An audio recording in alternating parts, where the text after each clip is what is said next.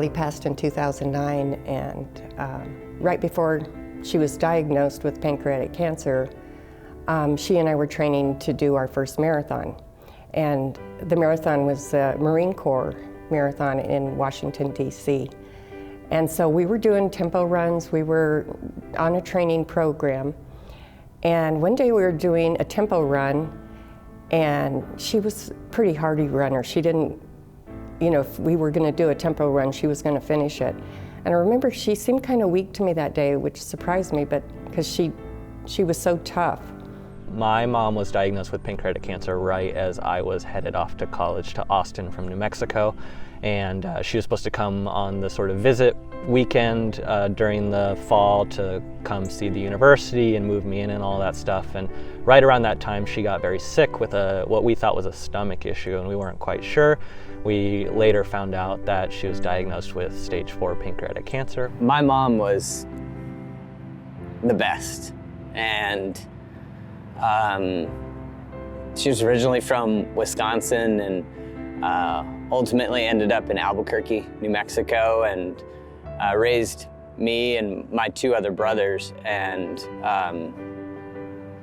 she was everything for us. And they gave her 3 months to live. And when you get that call for someone you love, it's really the most world-changing call you'll ever get. And we were supposed to do some activity, and I just sat in the car and cried for 3 or 4 hours. It was just brutal.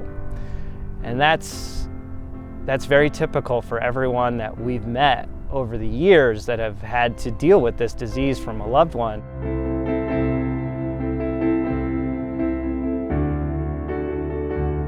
When we started Polly's Run, we wanted to, honor my mom, but also give a voice to something that needed it.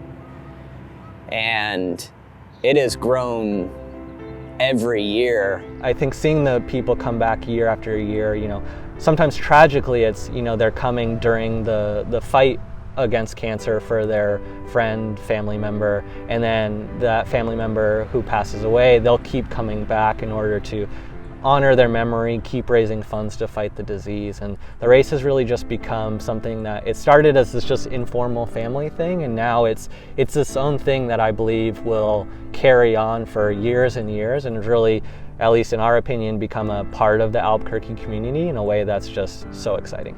When we go to UNM Cancer Center to deliver the check,